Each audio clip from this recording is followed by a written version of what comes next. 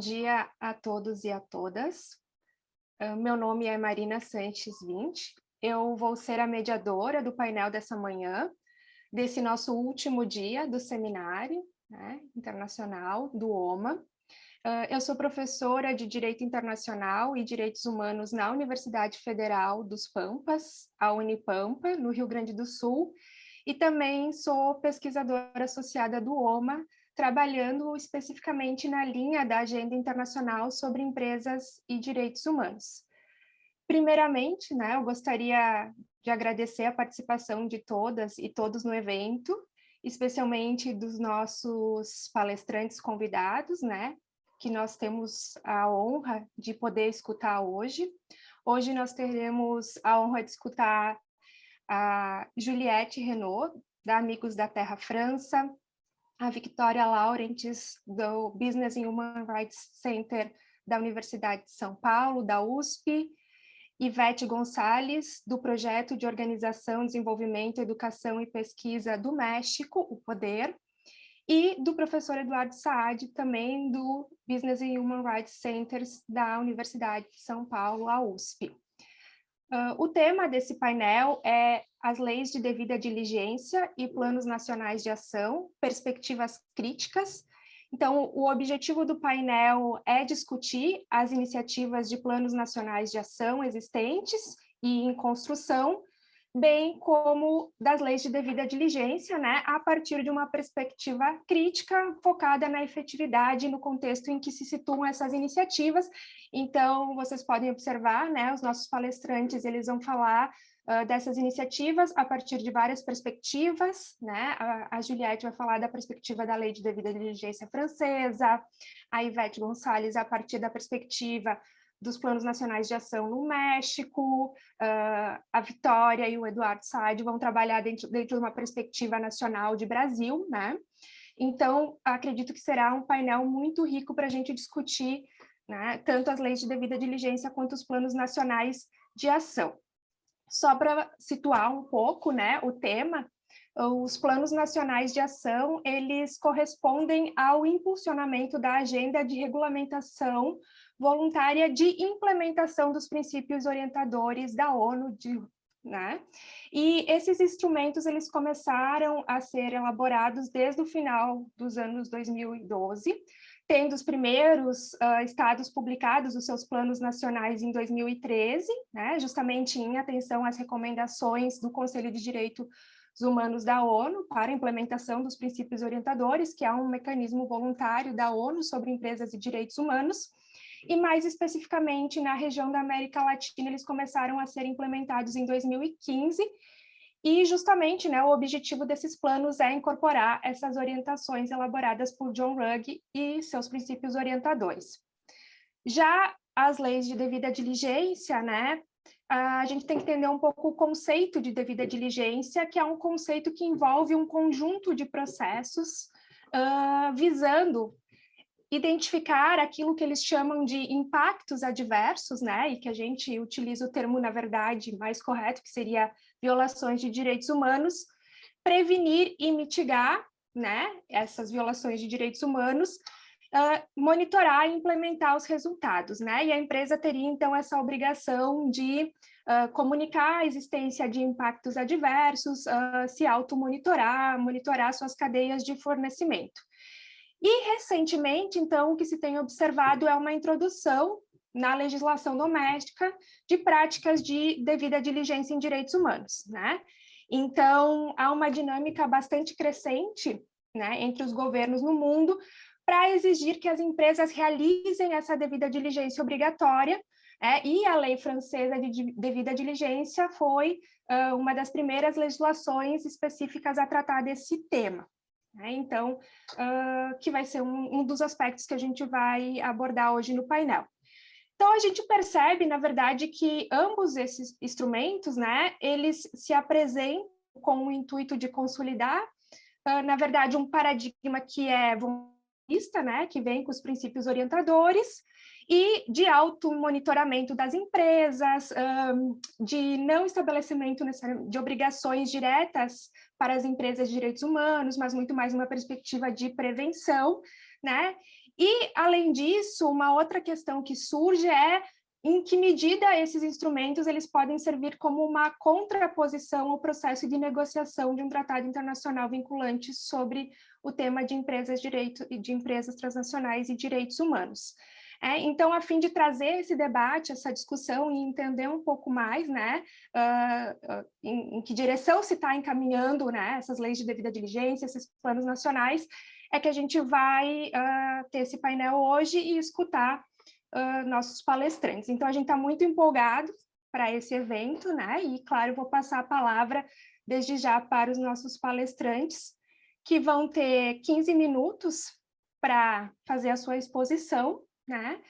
E, claro, ao final do debate, a gente vai ter um momento de discussão, perguntas, né? Ao final da exposição, a gente vai ter um momento ali para perguntas e discutir alguns aspectos específicos.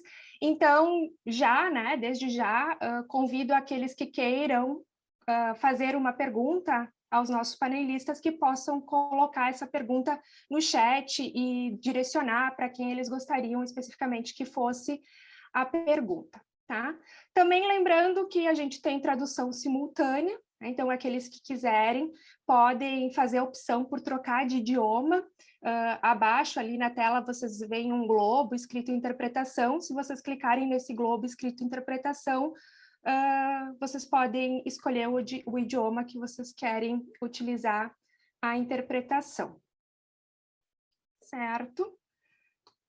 Bom, então eu vou passar a palavra aos nossos painelistas, né? Começando, então, com Juliette Renaud, da Friends of the Earth, França, né? Ou Amigos da Terra, França. A Juliette, ela é responsável pela campanha sobre a regulação das empresas transnacionais dos Amigos da Terra, França, e desde 2008 ela trabalha com comunidades afetadas por mineradoras e petroleiras em diversos países, mais particularmente na Argentina, onde ela morou por vários anos e trabalhou como assessora do vencedor do Prêmio Nobel, Adolphe Pérez Esquivel. Na Amigos da Terra França, ela é responsável pela defesa política e pelas atividades de campanha pública relacionadas com a impunidade das empresas transnacionais no campo dos direitos humanos e meio ambiente, e, como tal, então, ela faz parte do conjunto de organizações que lutaram pela aprovação da lei francesa sobre o dever de vigilância. A Juliette, ela coordena a coalizão francesa para o Tratado Vinculante das Nações Unidas e tem mestrado em Economia do Desenvolvimento pela Sciences Po Paris. Então, é com muito prazer que eu passo a palavra a Juliette Renaud. Muito obrigada. Voy a hablar en español, pero tengo mi presentación en inglés. Eu vou falar em espanhol. A minha apresentação está em inglês, tudo bem? Eu vou compartilhar a tela, vocês estão enxergando? Perfeito. Ahí está. Ups. Ya fue demasiado rápido. La idea, entonces, en estos 15 minutos es presentarles las fuerzas y debilidades de la ley francesa. Vamos apresentar, então, agora as fragilidades e fortalezas da lei de devida diligência na França. Eu vou explicar o conceito de devida diligência. Eu não vou falar da diretiva europeia, mas se quiserem me perguntar, eu posso responder no final. A lei francesa foi adotada em 2017, há pouco mais de 4 anos. É uma lei que foi inserida na legislação de comércio francesa para empresas com escritórios na França, com mais de 5.000 empregados na França ou mais de 10.000 no mundo. Essa é uma primeira fraqueza da lei de debilidade, porque só alcança empresas muito grandes, e há empresas que cometem violações de direitos humanos ou impacto ambiental, como, por exemplo, a petroleira Perenco, que está por baixo desses números de empregados. Então, não precisa respeitar esta lei. Mas como é uma lei sobre empresas registradas na França, uma empresa como a Amazon, que seria considerada americana, né, norte-americana, mas como a sua subsidiária na França tem mais de 5.000 funcionários, ela deve cumprir a lei. E a lei contempla a amplitude da cadeia de valor do grupo econômico.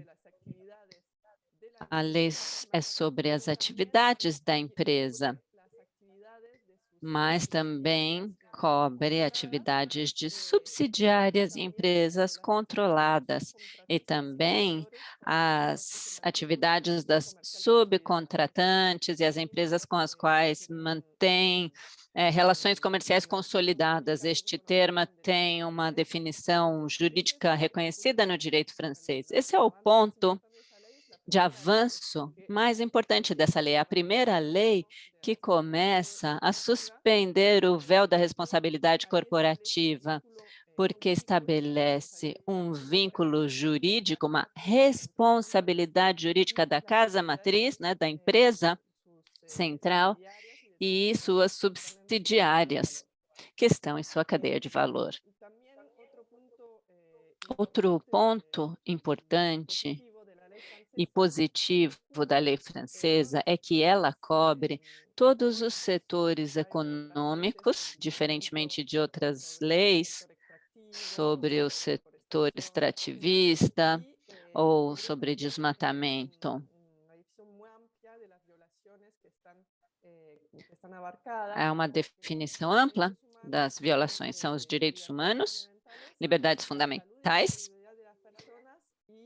saúde e segurança das pessoas e meio ambiente. Então, tanto nos setores industriais, é uma definição ampla, esse é um ponto positivo. Mas, concretamente, o que a lei instaura? 3 obrigações legais. A obrigação de estabelecer um plano de vigilância, ou seja, um plano que descreve os processos. Essa é a parte realmente vinculada à devida diligência, todos os processos. Vocês estão vendo à direita os componentes que o plano deve ter. Temos um mapeamento dos riscos de violações, procedimentos, avaliação periódica para avaliar a situação das subcontratantes, medidas para mitigar os riscos e prejuízos graves. Indo um pouquinho além da devida diligência, deve também conter mecanismos de alerta sobre os riscos, tanto para as pessoas que estão dentro da empresa, que queiram denunciar algum risco, alguma violação, mas também as comunidades afetadas. E existe também a obrigação de monitorar e avaliar a efetividade das medidas tomadas. E o plano não só tem que ser estabelecido, mas também publicado. Isso é importante no sentido de que o plano em si contém provas do que a empresa faz ou não faz, então será um elemento utilizado posteriormente quando houver ações judiciais. E o outro ponto que vai além da devida diligência é que há uma obrigação de implementação efetiva do plano.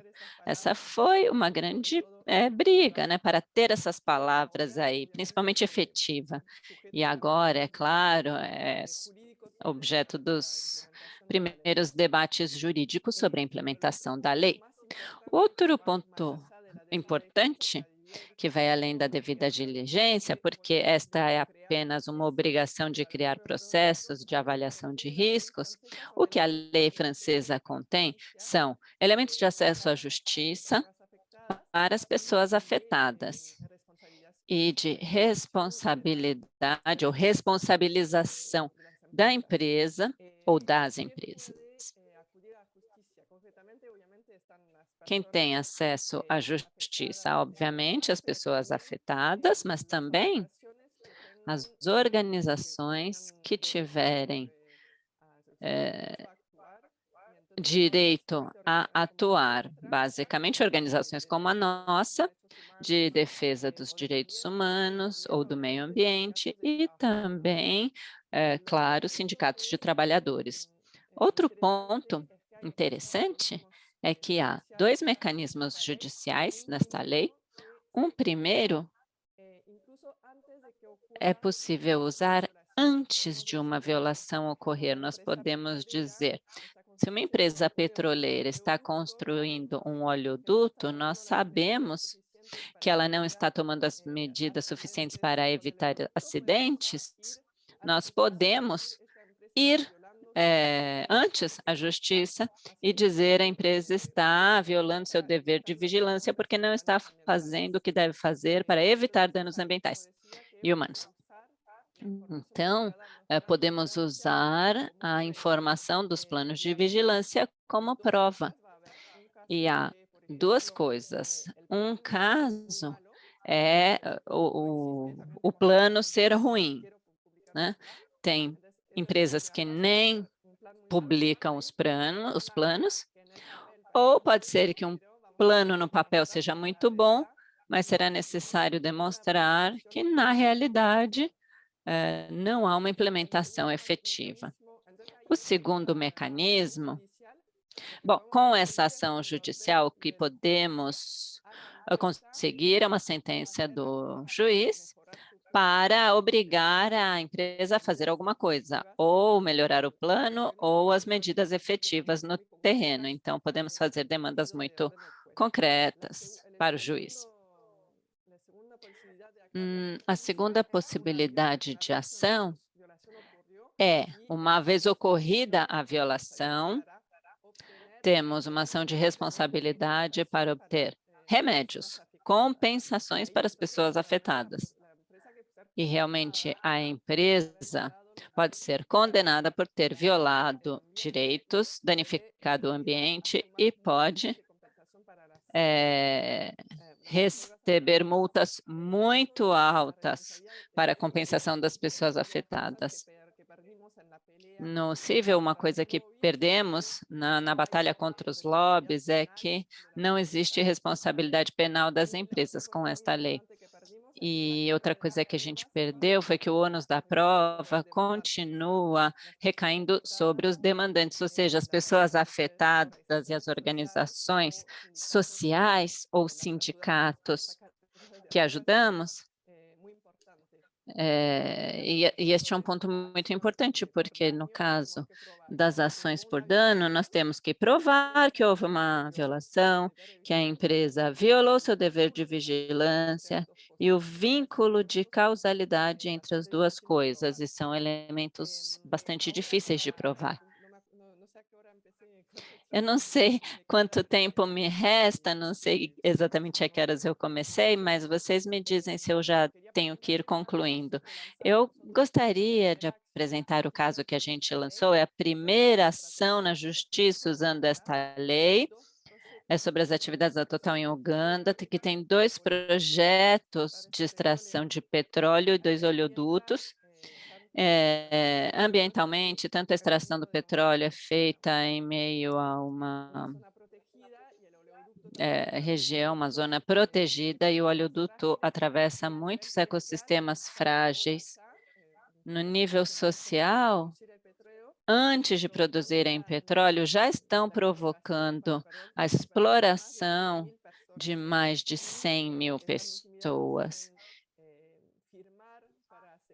Estão sendo intimidados a assinar para ceder suas terras, perdendo o direito de usar as suas terras, inclusive antes de receber a compensação.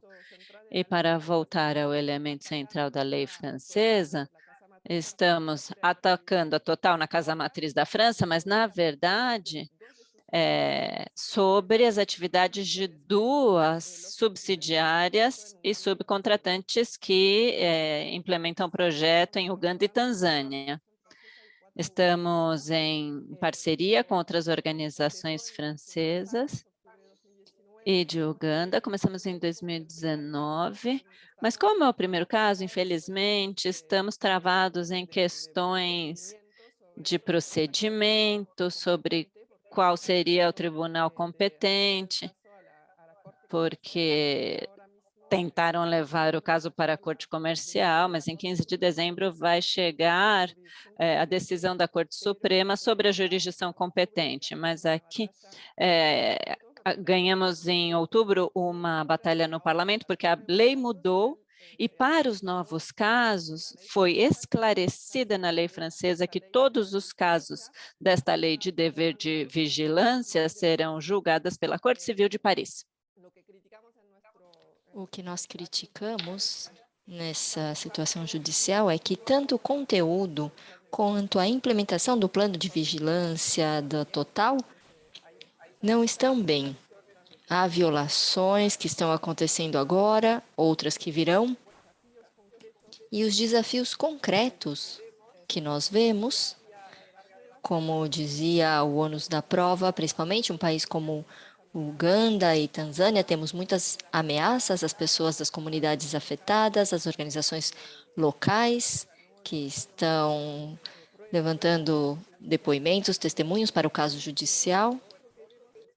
E outra coisa que nós vemos é muito cedo, como eu dizia, ainda não houve nenhuma decisão judicial sobre o conteúdo do caso, ainda estão em questões do tribunal competente.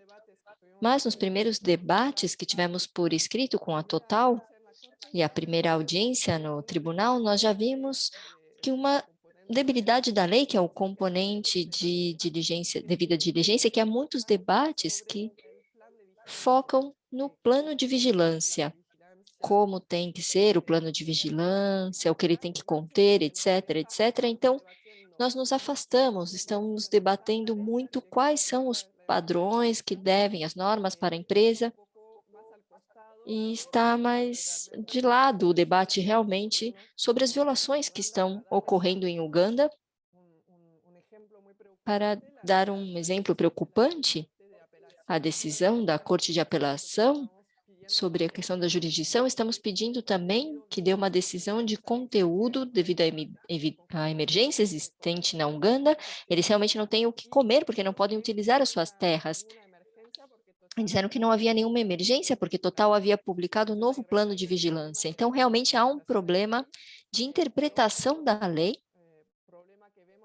Outro problema que nós vemos, que isso em qualquer ação judicial, é que leva muito tempo, são já 2 anos do início e ainda não temos nenhuma decisão sobre o conteúdo. Um desafio que vamos ter mais para frente é que se obtemos uma decisão favorável e o juiz ordena a Total a tomar medidas concretas em Uganda, estará o desafio de como vamos obrigar a Total a realmente agir ou atuar em outro país, como respeitar essa decisão judicial. Muito obrigada. Muito obrigada, Juliette. Acho que foi trouxe muitas informações importantes, né, sobre a lei francesa e me trouxe várias provocações, assim, a vontade é já de iniciar o debate, né, com várias perguntas, mas vamos deixar as perguntas para o final e o debate para o final. Então, agora eu gostaria de passar a palavra para a nossa próxima palestrante, que é a Vitória Laurentes. A Vitória Laurentes, ela é doutoranda em Direito Penal e Criminologia pela Faculdade de Direito da Universidade de São Paulo, a USP, na área de Compliance de Direitos Humanos e Responsabilidade Empresarial. Ela é co-organizadora da USP Business and Human Rights Working Group e co-organizadora do livro Corrupção, Direitos Humanos e Empresas, publicada pela editora De Plácido em 2018. Ela é pesquisadora visitante na Universidade de Yale, foi pesquisadora visitante na Universidade de Yale em 2018 e membro da Yale USP Food Law Clinic, coordenada pelo professor Eduardo Saad Diniz, responsável pela diretriz de setor privado e governança colaborativa. Trabalhou como assistente de pesquisa em 2016 na Universidade de Montreal, Canadá, no projeto Anti-Money Laundering Law, Brasil e Canadá Compared, estudante bolsista em 2016 na Universidade de Freiburgo, Alemanha, no curso de inverno, e graduada em Direito pela Faculdade de Direito de Ribeirão Preto. Então, é com muito prazer que eu passo a palavra à Victoria.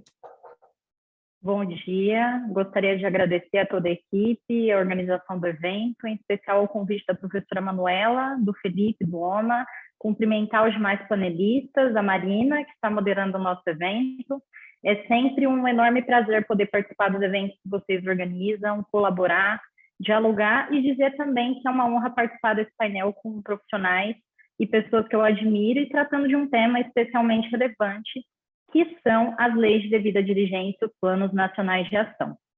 O tema proposto, a iniciativa brasileira sobre o Plano Nacional de Ação, é inevitável trazer uma perspectiva crítica sobre como tem sido construída a nossa agenda brasileira sobre o tema de empresas e direitos humanos. E nesse aspecto, eu vou buscar pautar a minha fala em elementos que, na minha perspectiva, precisam ser ressignificados, precisam ser objeto de uma revalorização crítica. Eu acho que antes de adentrar no tema dos planos nacionais de ação, nós precisamos pensar sobre uma constatação de que, partindo de uma avaliação holística, não existe ainda no Brasil um tratamento sistemático e organizado da relação entre direitos humanos e empresas, né? A despeito da existência de mecanismos de responsabilização civil, administrativa, criminal de pessoas jurídicas. O Brasil, por exemplo, na última revisão periódica universal em 2017, recebeu 3 recomendações da Holanda, Paraguai e Serra Leoa para elaborar um plano nacional de ação sobre empresas e direitos humanos. E nós, enquanto Working Group, tivemos a oportunidade de participar da audiência pública na Câmara dos Deputados para avaliar essa implementação e fazer apontamentos críticos sobre esse desenvolvimento. Depois dessa última audiência, o que parece ter ficado claro é que o comitê responsável pela elaboração do Plano Nacional de Ação brasileiro envolveria um diálogo entre diversos ministérios, né? Então, o Ministério da Economia, Ministério de Minas e Energia, Meio Ambiente, Secretaria de Governo, entre outras pastas. E a ideia seria seguir um conjunto, então, de etapas com a finalidade de basear o nosso futuro Plano Nacional de Ação no decreto, que são as diretrizes derivadas do decreto 9571 de 2018. Então, um dos debates que tem sido levantados se refere à questão da desnecessidade de um tratado internacional sobre o tema de direitos humanos em empresas, tendo em vista a existência dos planos nacionais. E isso, na verdade, representa uma incongruência, porque diversos países têm se envolvido com as iniciativas de leis de devida diligência, mas boicotam a necessidade de um tratado internacional, né? Então, todos sabemos que desde 2014 foi formado esse grupo intergovernamental para tratar sobre a elaboração de um instrumento internacional vinculante que tornasse obrigatória a responsabilização de empresas por violações de direitos humanos, entre outros aspectos, né? Eu acho que a construção do nosso Plano Nacional de Ação tem muito a aprender com a experiência dos demais planos nacionais, especialmente esse ano, com a aprovação do Lieferkettengesetz, que é a lei de devida diligência alemã, e também a diretiva sobre due diligence nas cadeias produtivas pela União Europeia, né? Uma das necessidades que todos os países enfrentam, né, isso não é uma exclusividade só do Brasil, deriva do fato de que um estudo mais detalhado dos princípios orientadores, né, dos princípios RUG, que existem desde 2011, permite perceber que não se avançou muito ou não se avançou suficientemente em se estabelecer, em se construir um marco normativo internacional que tivesse regras mais claras para as empresas transnacionais em relação ao respeito aos direitos humanos, né? Daí a necessidade da construção dos planos nacionais como parte de um processo de implementação dos princípios orientadores. Segundo o grupo de trabalho da Comissão de Direitos Humanos, a ideia do Plano Nacional é minimamente ser um elemento-chave na concretização dos princípios orientadores, atendendo pelo menos aí as 4 elementos principais, né? O primeiro seria contextualizar especificamente a realidade de cada Estado, prover determinados processos que sejam dotados de transparência e diálogo, e também contar com revisões, atualizações periódicas, respondendo sempre à necessidade de dinamicidade e evolução da realidade de cada país. Só que a realidade do Brasil, ela mostra que nós estamos significativamente atrasados nesse processo, seja do ponto de vista normativo, seja do ponto de vista regulatório. As iniciativas normativas que têm sido levadas a cabo na construção dessa agenda também merecem um olhar mais cuidadoso, porque quando nós pensamos, por exemplo, na maneira como foram incorporados os princípios orientadores nas chamadas diretrizes nacionais, é possível enxergar várias lacunas, né? A concepção do documento em si já foi pautada por um déficit democrático, porque não houve diálogo, não houve consulta pública, foram ignorados temas sensíveis que poderiam ter sido melhor trabalhados, como a questão da complexidade empresarial, a devida diligência enquanto instrumento de verificação intensiva de direitos humanos. E um ponto de atenção, a meu ver, é que essas lacunas têm se replicado na construção do que pode vir a ser esse plano nacional no Brasil. Quer dizer, ainda não existe um processo claro de definição de stakeholders que defina o papel das comunidades afetadas, da sociedade civil, por exemplo, na construção desse nosso plano nacional de ação.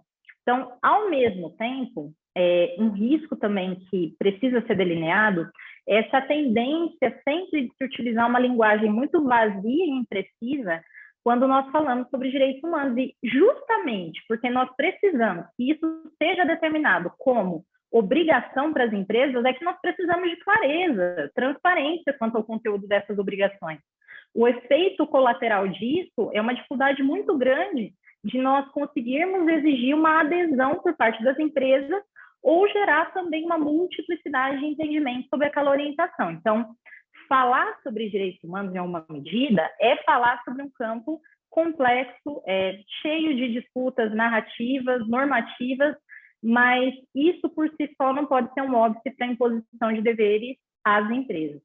E essa dificuldade de preencher o conteúdo, muitas vezes, de traduzir o cumprimento de um direito humano em uma obrigação positiva ou negativa em face dos atores corporativos, precisa ser superada. As possibilidades, por exemplo, de nós avançarmos com a legislação penal, ou seja, com a responsabilização penal das empresas, que hoje ainda segue limitada no Brasil aos crimes ambientais, depende dessa definição clara do que se entende por violações graves de direitos humanos que sejam capazes de ensejar uma intervenção mais severa do direito penal.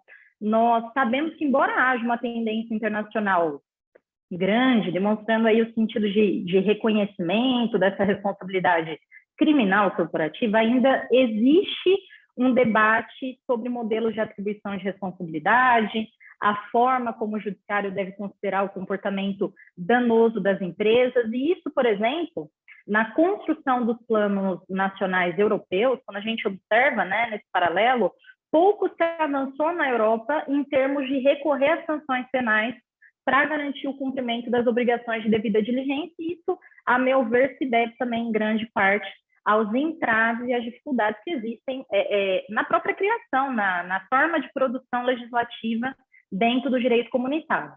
Mas fato é que, observando a nossa realidade, é preciso, mais do que nunca, conferir uma densidade normativa em matéria de direitos humanos, né? Sobretudo, nesses últimos anos, que houve um aumento exponencial do risco de violação de direitos humanos em meio a atividades empresariais, a ausência de um grupo unificado nacional para estudo e investigação do tema, e no Brasil, por outro lado, a necessidade de intervenção do direito penal, no entanto, ainda se faz necessária porque é um mecanismo, né, uma ferramenta de controle social formal, né, é uma ferramenta capaz de oferecer às vítimas uma forma direta e mais fácil de indenização ou reparação para as frequentes tragédias corporativas que nós temos assistido.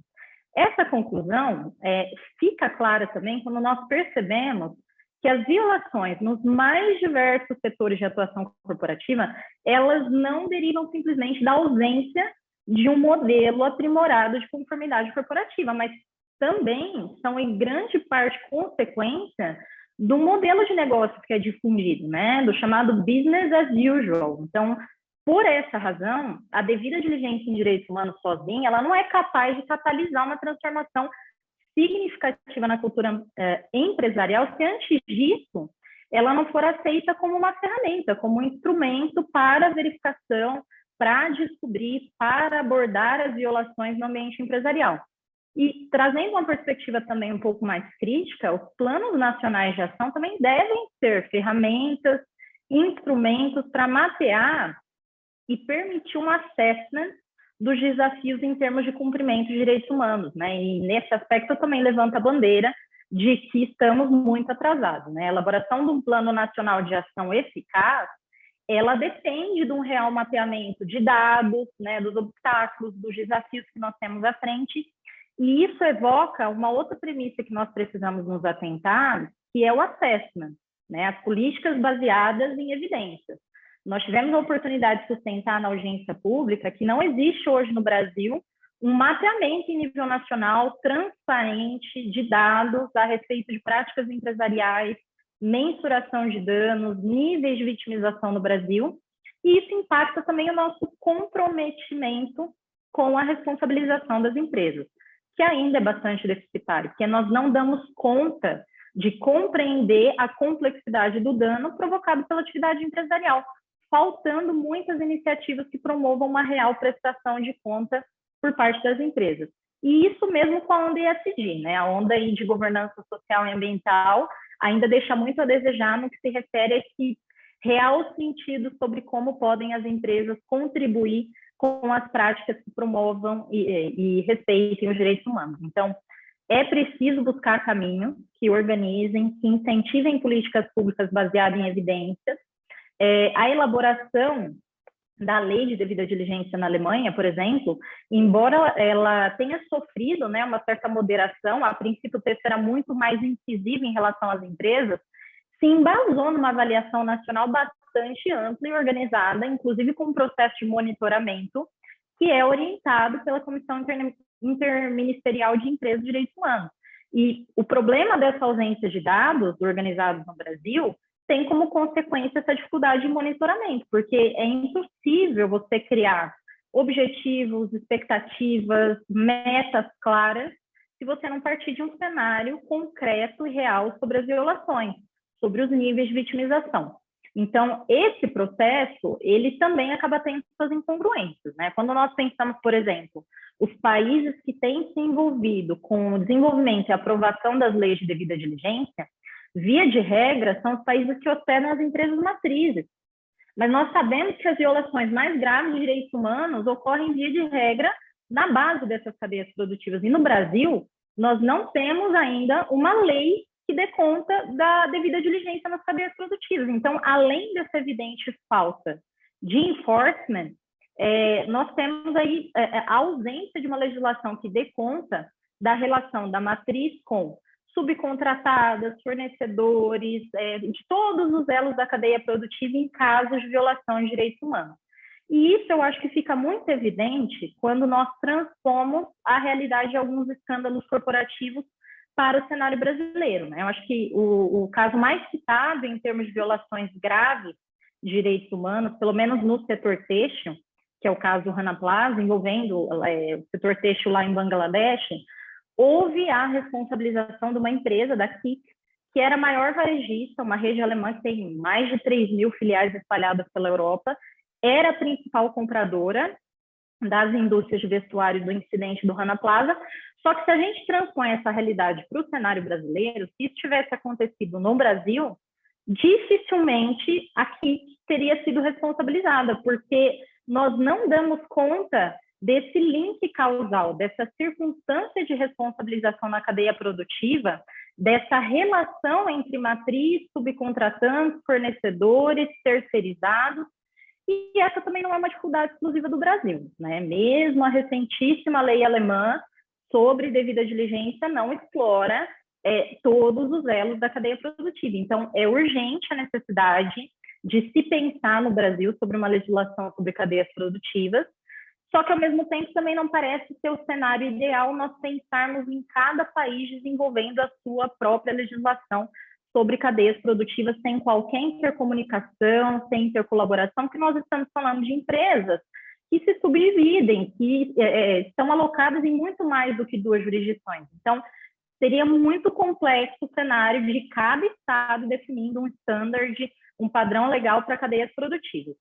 E essa conclusão também não precisa partir da importação de escândalos estrangeiros. Esta conclusión no necesita partir de los casos extranjeros. Si pensamos en casos brasileños, los obstáculos para la responsabilización por violación de derechos humanos, en el caso de Samarco y Brumadinho,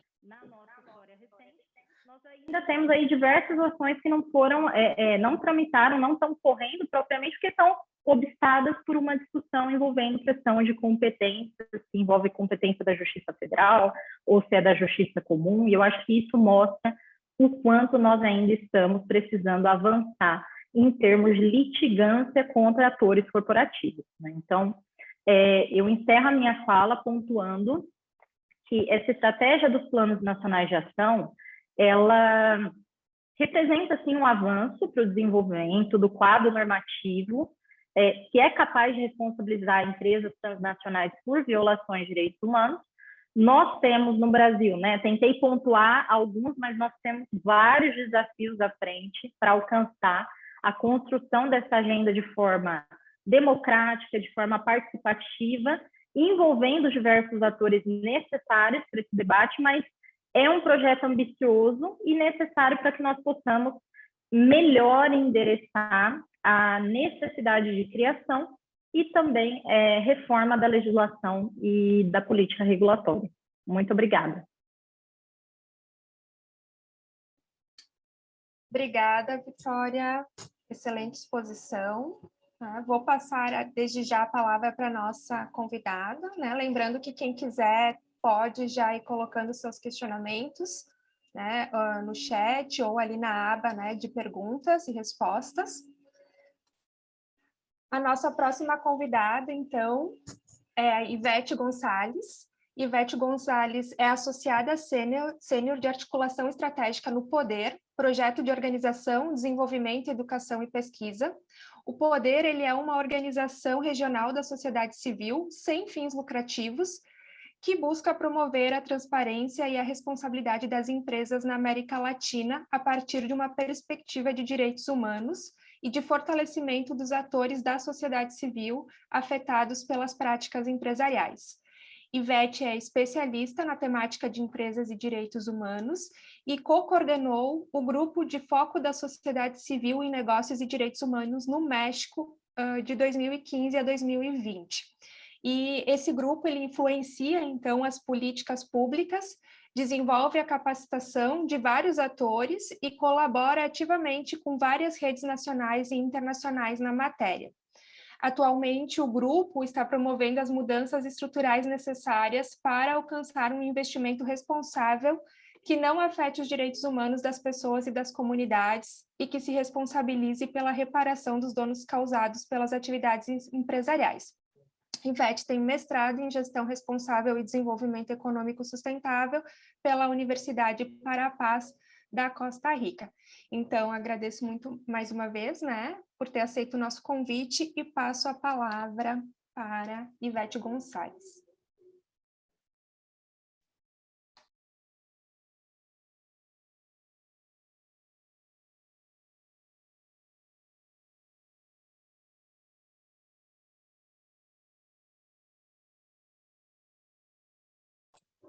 Muchas gracias por la presentación, por la invitación. Muito obrigada pela apresentação, pelo convite para este excelente seminário do OMA. Obrigada aos painelistas que compartilham a mesa comigo hoje. Vou falar da experiência do México e o Plano Nacional de Ação sobre Empresas e Direitos Humanos. E vou passar rapidamente.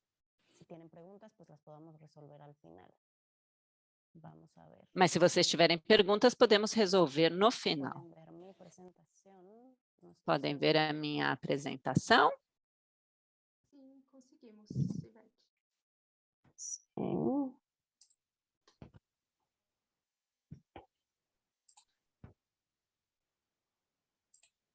Un momento que no puedo pasar la diapositiva porque... Só um instantinho que eu não estou conseguindo passar os slides. Só um instante. Denme un momento, por favor.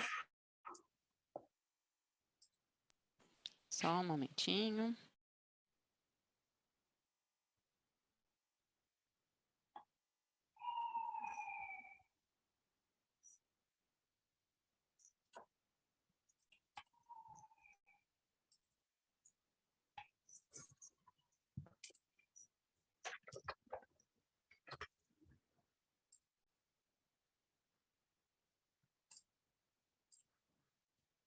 Ahora se pueden ver mejor, ¿cierto? Agora está melhor, não é?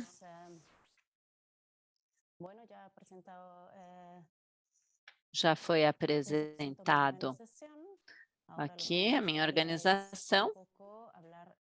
Eu gostaria, então, de falar do processo que houve anteriormente, entre 2014 e 2018, para realizar um Programa Nacional de Empresas de Direitos Humanos. Este programa,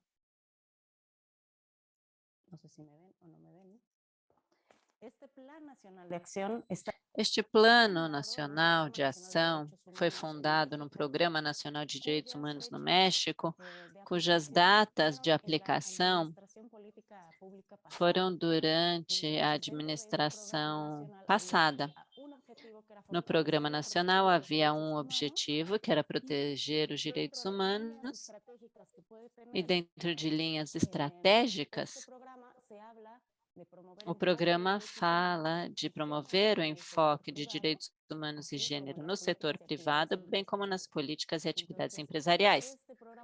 Então, este programa nacional permite que a gente puxe daí um processo a partir da sociedade civil para realizar os planos nacionais de ação ou algum instrumento de política pública que pudesse funcionar para fazer avançar a agenda no país. Aqui temos uma breve linha do tempo que explica que foi criado um grupo da sociedade civil para impulsionar a agenda e os avanços, modificações necessárias no México. E é possível dizer que houve uma vontade política do governo que criou também um grupo de trabalho multiatores para poder realizar estes trabalhos, para poder fazer estas discussões. Mas nós da sociedade civil vemos que há algumas falhas no processo. É um processo precoce, porque em 2015, a partir desta recomendação das Nações Unidas para a realização dos planos, já há agora experiências internacionais e guias para fazer os processos de planos nacionais de ação. Nós fazemos recomendações sobre este processo porque vemos que falta transparência, faltam atores que devem estar envolvidos, públicos, sociais, do governo, de diferentes tendências.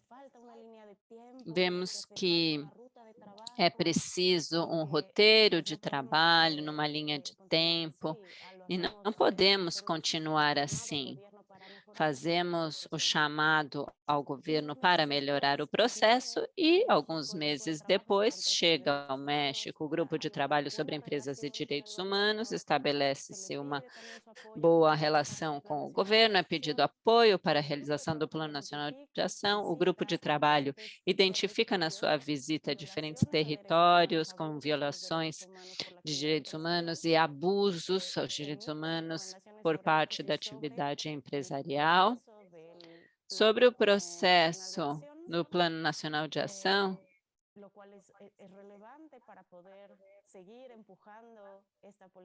é relevante para continuar impulsionando essa política pública. O governo faz uma parceria com o Instituto Dinamarquês de Direitos Humanos. Enquanto isso, a sociedade civil decide que pode fazer um diagnóstico de como estão sendo implementados os princípios orientadores no país e o governo aceita que esse seja o diagnóstico válido para começar. Temos o diagnóstico, o Instituto Dinamarquês faz um guia país, e começamos a ver que para este momento ainda não foram abordadas as petições da sociedade civil sobre o processo. Uns meses depois chega um rascunho do PNAD e vemos que há várias falhas e faltas que eu vou explicar. Temos recomendações, constantemente a sociedade civil repete, é preciso que haja uma consulta ampla da sociedade civil, das comunidades afetadas, comunidades indígenas, sindicatos independentes. Então, existe todo um processo que pode ser que tenham sido convidados alguns atores para participar em um ou dois momentos, mas isso não é suficiente. Todos os atores precisam estar presentes em todo o processo com um nível de tomada de decisão e de participação importante. Para esse momento, nós chegamos a ter um rascunho de mecanismo de monitoramento, mas havia dificuldades do setor privado para aceitar quantos lugares, né, para a sociedade civil poderia haver, porque havia um desequilíbrio de poder grande. Diferentes atores presentes, então, no trabalho, nem todos estavam sempre, mas o que vemos aqui é que as comunidades estão ausentes, faltam as comunidades. Há sindicatos, mas não são sindicatos independentes, não há grupos de trabalhadores, não há outros grupos de pessoas afetadas, pessoas com deficiência, pessoas da diversidade sexual, gênero.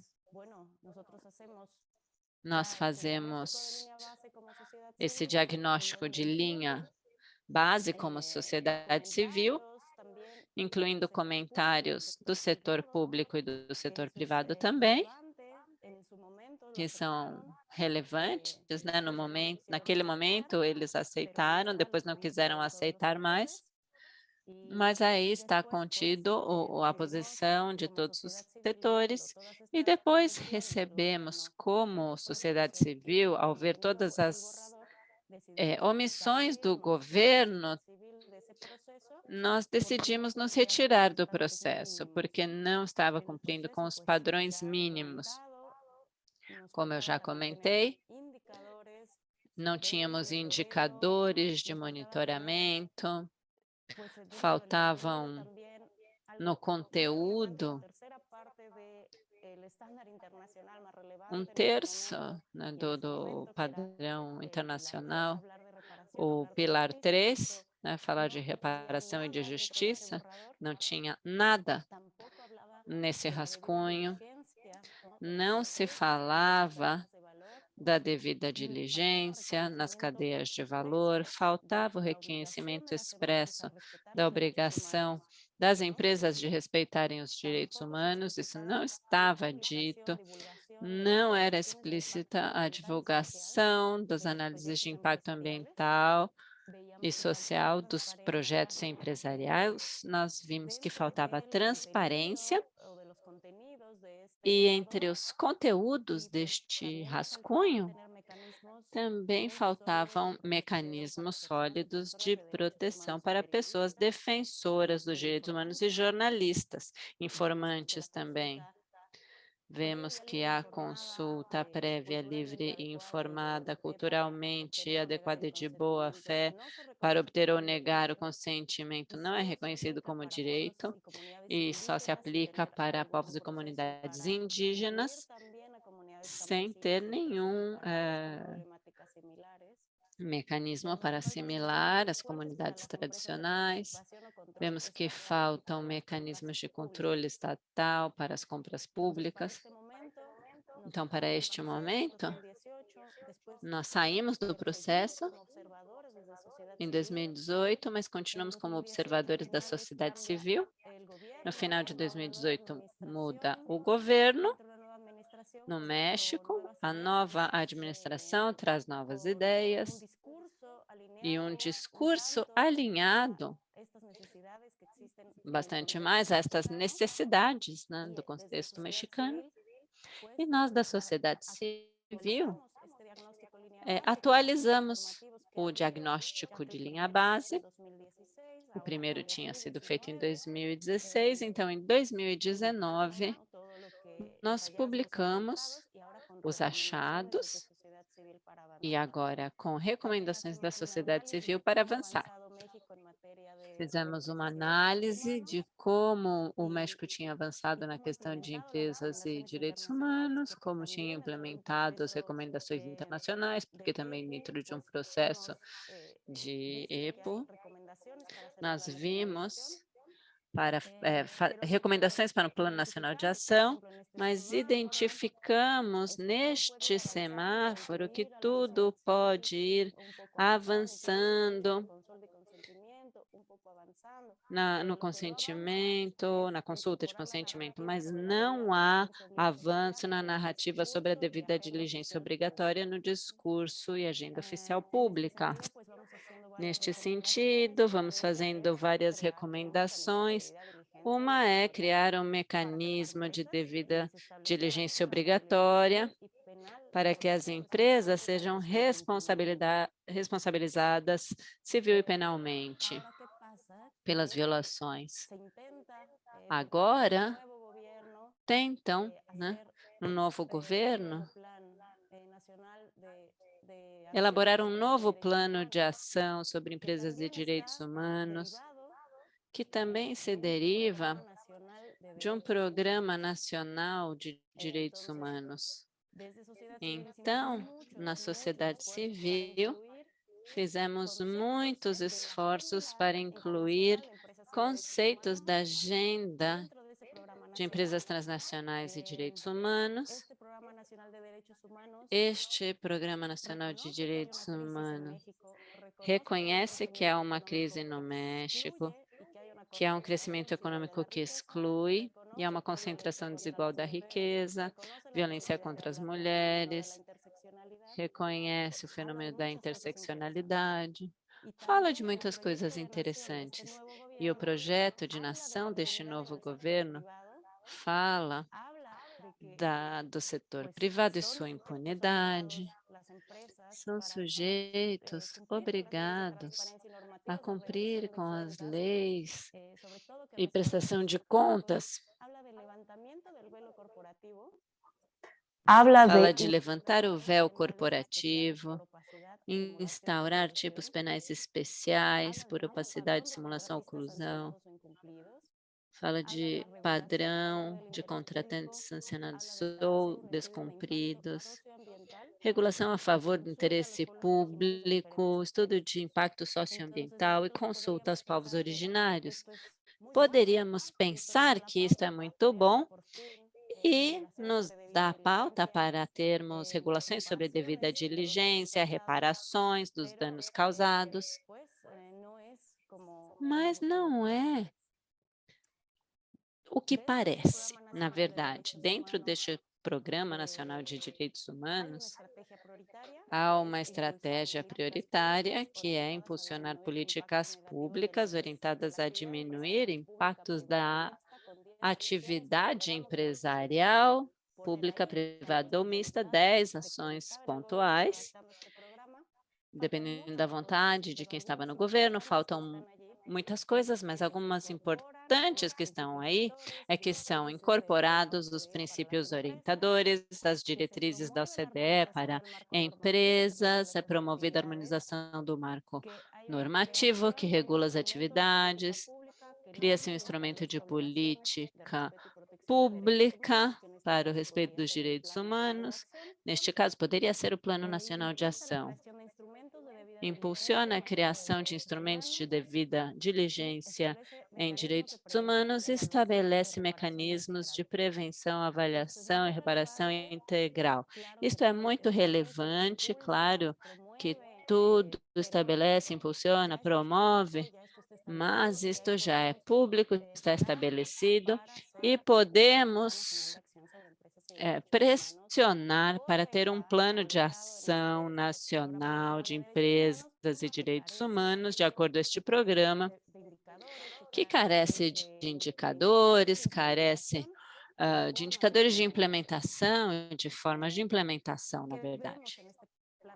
O que vemos nesse Plano Nacional de Ação que o governo quer fazer, baseado ou deveria estar baseado neste Programa Nacional de Direitos Humanos, nós vemos que precisa responder aos desafios específicos do contexto mexicano, precisa ter coerência com o Instituto Nacional de Direitos Humanos, falta coerência política entre o que se diz, se compromete, se publica, implementa e cumpre, porque vemos, como apresentei para vocês, um projeto de nação que fala de ter estas obrigações, prestação de conta, transparência das empresas, mas nós vemos que, na prática, isto não acontece assim.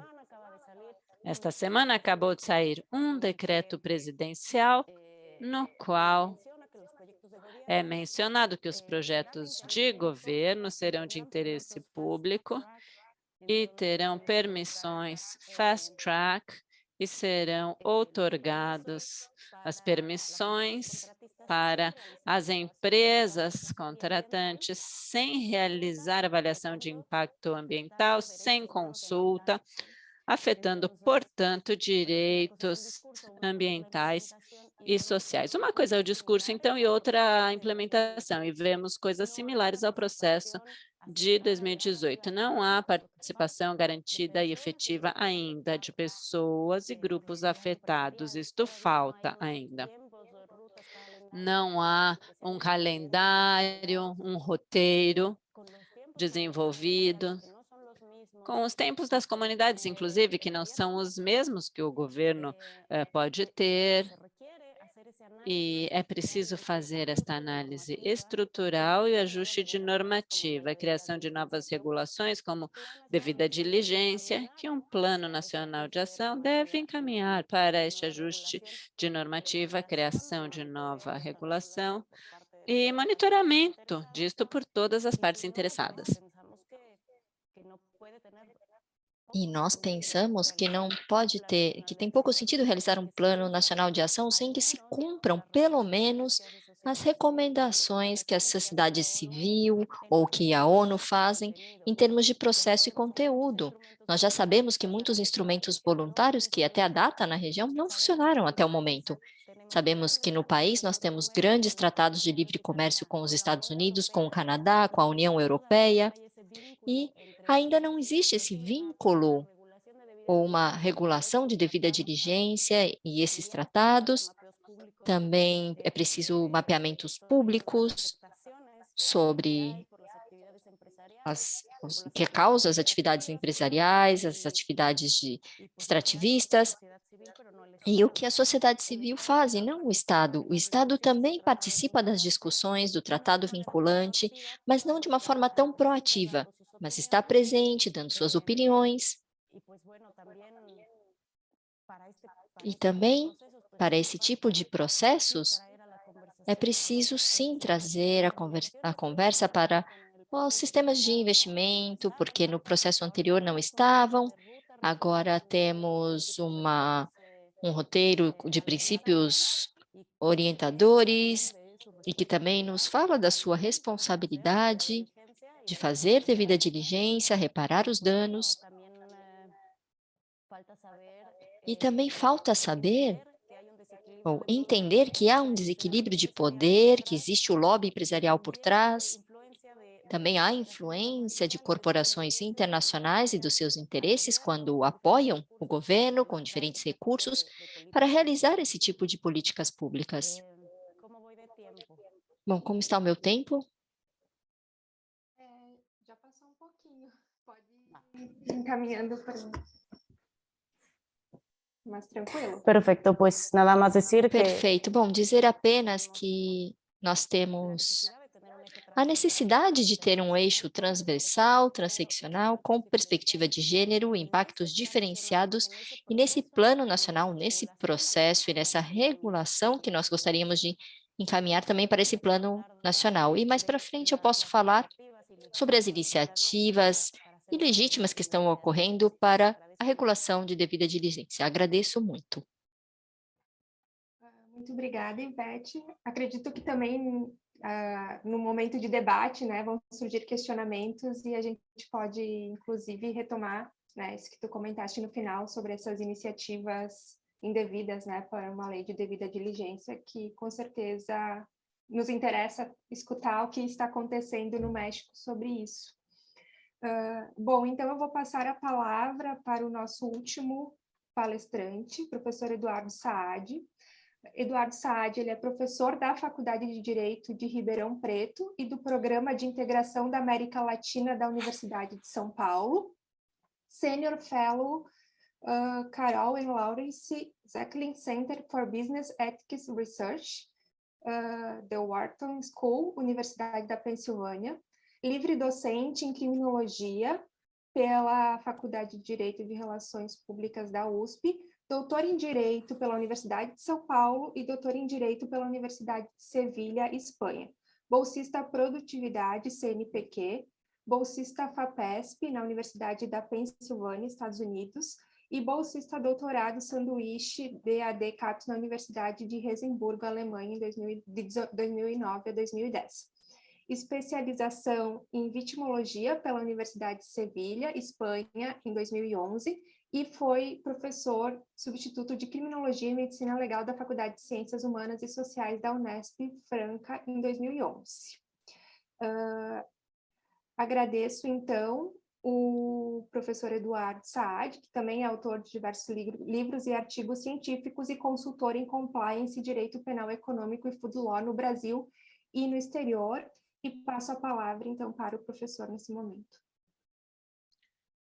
Marina, muito obrigado pela extensa, né, apresentação. Quer dizer, nada disso reflete o mais importante de tudo, né, que eu tenho a enorme felicidade de trabalhar junto com a Vitória Laurentes nesse tema de devida diligência em direitos humanos, né, e eu não, nem de longe sou especialista na área, eu sou um grande parasita, né, daquilo que desenvolve a Vitória Laurentes, né, e a segunda elemento de apresentação que você deveria fazer é que eu sou muito grato ao convite, né, da professora Manuela, ao seu também, e que para mim foi uma enorme satisfação ouvir as minhas colegas de painel, né, a Juliette, a Ivete e também a Vitória, né, e que eu corro um risco enorme de ser redundante, né, a última fala, há uma enorme convergência, me parece, aí na forma como são concebidos foram concebidas as falas que me antecederam, né?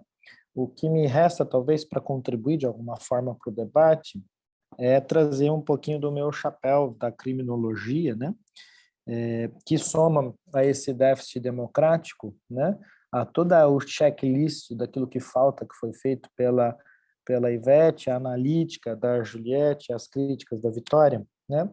Mais do que um déficit democrático, um déficit pesado de dados, né? Dados empíricos, né? Assim, a nossa discussão, ela tem muito pouco lastro, né? A gente conhece quase nada sobre a realidade da violação de direitos humanos por empresas, não só no Brasil, mas no mundo todo, né? É sofrível a ausência de dados, né? E aí, não por acaso, o nosso debate é sempre preenchido por princípios, né? Por uma principiologia abstrata. E quando a gente desenvolve, né, medidas de proteção contra direitos humanos, é claro que essas medidas, elas também são modelações, né? A gente dificilmente consegue chegar a recomendações de ações estratégicas que impactem efetivamente, né, na redução de violações de direitos humanos e, mais do que tudo, né, na restauração da vida de quem foi efetivamente vitimizado, né, da vida social de quem foi efetivamente vitimizado, né? Nós temos que tomar cuidado, em grande medida, com um certo narcisismo metodológico, né, que nos dissocia a todos, né, as perspectivas, cada um puxa para a sua área de trabalho, né? Acho que o mais importante seria que nós tivéssemos como foco, independentemente, né, daquilo que a gente trabalhe como referencial metodológico, ou mesmo epistemológico, né, é o impacto, é a análise do impacto da empresa na sociedade, né? Sem isso, a gente dificilmente vai conseguir criar mecanismos de gestão democrática desse problema social, né? que é reconhecer, a partir de um mapa de materialidade, o impacto negativo das empresas na vida da sociedade, né, na vida social, e criar mecanismos que possam ir para além disso, né, para além desse senso comum, entender formas de se utilizar os recursos privados, né, que são caudalosos, né, para poder compartilhar minimamente com a comunidade do seu entorno, né? E aqui, em grande medida, me divorcio, né, de grande parcela do discurso criminológico, que é um discurso de denúncia, né, do abuso, né, do poder corporativo. Eu falo, olha, o poder corporativo está posto, né? Esse discurso do abuso é dos anos 70, 80 no máximo. Já existe uma avassaladora predominância das empresas na configuração da vida social global. Ou bem a gente constrói um diálogo orientado por uma medida objetiva e científica que possa orientar a nossa atuação, ou dificilmente nós vamos chegar a algum resultado concreto, né? Além desse impacto, da análise de impacto da empresa na vida em sociedade, outra preocupação, outro pressuposto que eu tomo, né, independentemente do narcisismo metodológico, né, é a construção da responsabilidade orientada pela figura da vítima, né? E aí me traz, a partir do chapéu do criminólogo, né, duas preocupações importantes que nós deveríamos, do meu ponto de vista, investir pesado, né? Num primeiro momento, né, a análise de causas raiz, as root cause analytics, né? Entender quais são os crime causations, a causa deste comportamento socialmente danoso movido pelas decisões corporativas, né? Gerar uma base de dados pública, global, validada e replicável que nos permita entender qual é a concreta dinâmica das empresas na sociedade, né? E aí, de novo, né, um certo incômodo pessoal com narcisismo metodológico, né? O que a gente tem feito como avaliação de impacto é muito limitado ainda à análise e à entrevista semi-estruturada de stakeholders, né? Isso diz muito pouco com respeito aos processos efetivos de vitimização. Isso diz menos ainda com respeito a explicar, né, as fontes, as origens desse comportamento socialmente danoso, né?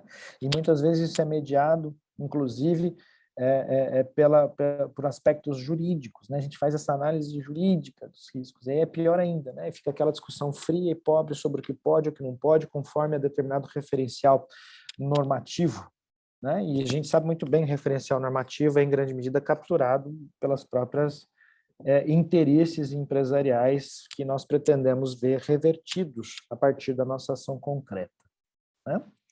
Além de root cause analytics, né, eu gostaria de enfatizar também no ponto de que ou bem as empresas reconhecem a sua responsabilidade pela violação dos direitos humanos, ou todo o nosso diálogo, todo o nosso discurso, nosso debate científico e político chega a poucas conclusões concretas, né? O reconhecimento da responsabilidade é o que me permite acessar o comportamento. Se eu domino o comportamento, logo eu entendo os processos de vitimização. Se eu entendo os processos de vitimização, eu chego na vítima. Se eu chego na figura da vítima, eu passo a permite-me mensurar os múltiplos processos de vitimização, tangíveis ou intangíveis, e a partir dali eu estruturo a imputação de responsabilidade, né?